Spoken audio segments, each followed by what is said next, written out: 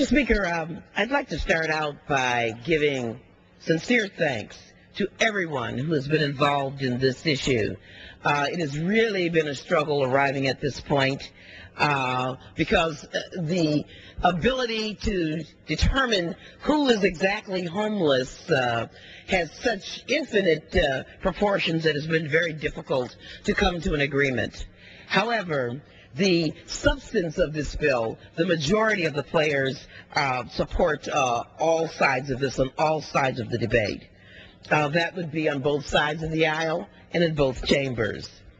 But an enormous amount of thanks is due to certain people. I'm especially grateful to our chairman, Barney Frank, to our chairwoman, Waters, Representative Andre Carson, Representative Jeff Davis, and of course, my very good friend and colleague, Representative Judy Biggert, and their staffs who have done a tremendous deal of work on this bill.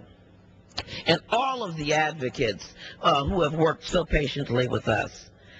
But we wouldn't be here today, Mr. Speaker, if it weren't for the outstanding work of our dear departed colleague, my dear late friend, the Representative Julia Carson of Indiana, who worked so hard on this issue for so many years and whose work has brought us to where we are today. We need to keep in mind the enormous scope of this problem in light of the housing rescue issue that we're dealing with here in this House either tonight or tomorrow. This credit crisis hits the poorest among us. We are expecting no less than 6.5 million foreclosures in the next few years. And these families, of course, are at grave risk of becoming homeless.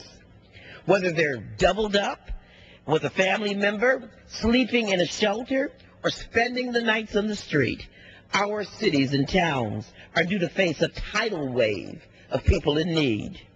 At the same time, we know that 1.6 million people already experience homelessness at some point in a given year.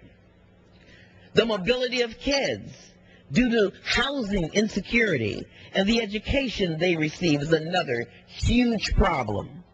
It is nearly impossible for a child to receive a quality education when they aren't sure where they'll be sleeping at night or even which school they'll be attending in the morning.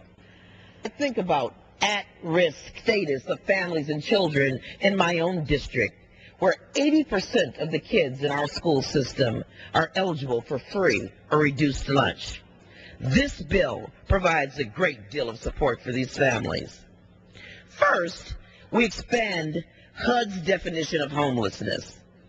This bill includes all families who are due to lose their current housing within a 14-day period because they're doubled up, or because they've received a notice that they must move. We've doubled the amount of time that HUD currently recognizes these families under that standard from 7 days to 14 days.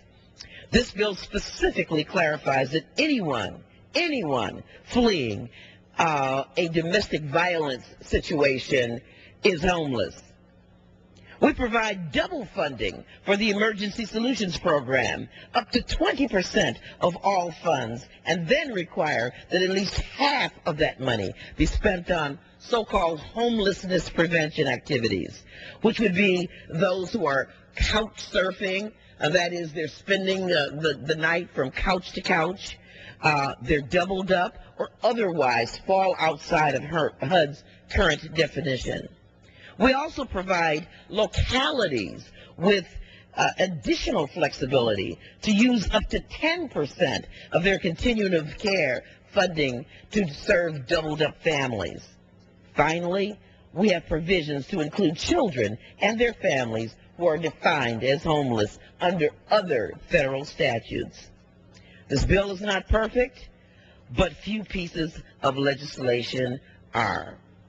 At